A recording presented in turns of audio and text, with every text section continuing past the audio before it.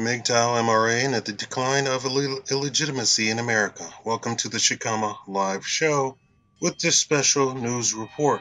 When researching illegitimacy, researchers also included Europe. At first blush, this doesn't seem sinister, but then with a glance at the claims, you immediately understand that there's a new foreign population there that lends itself to keeping the claim alive that illegitimacy rates are climbing. But look, in the United States, illegitimacy rates aren't climbing, they are declining. With this push to harass, shame, and destroy men, the reaction has been swift and widespread.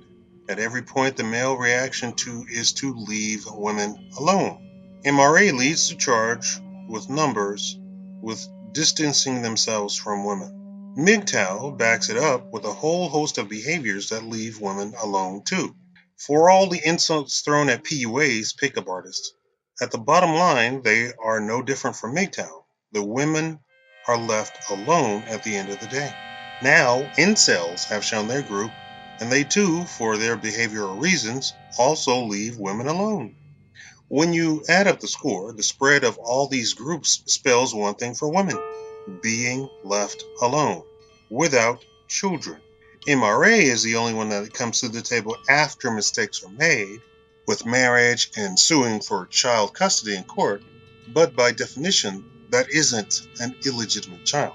So, when you remove Europe out of the equation, illegitimacy has fallen off a cliff in America. But then, sadly, the birth rate has fallen off a cliff. So, whether you believe it or not, the globalist agenda to reduce human population is working. But the shaming of men continues. I don't think you understand.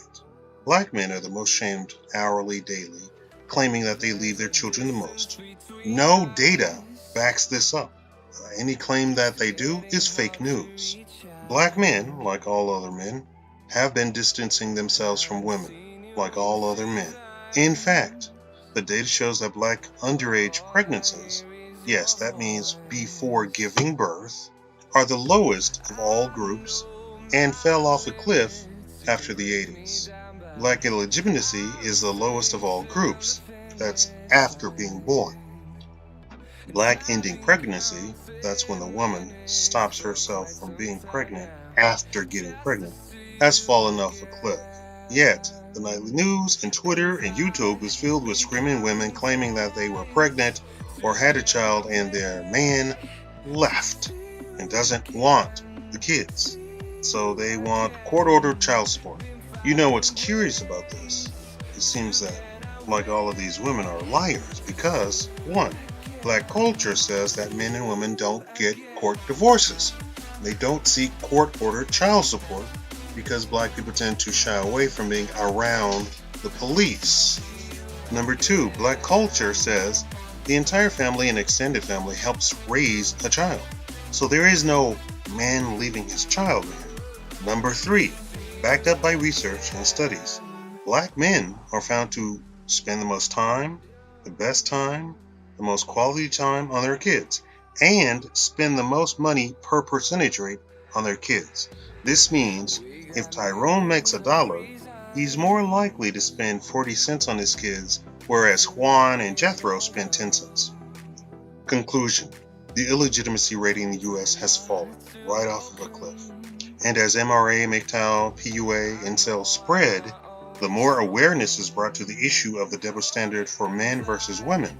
Not only the illegitimacy rate will decline more, but birth rates have also declined. Tell me what you think about it, and thank you all for watching the Shikama Live Show. Leave a like. To get away.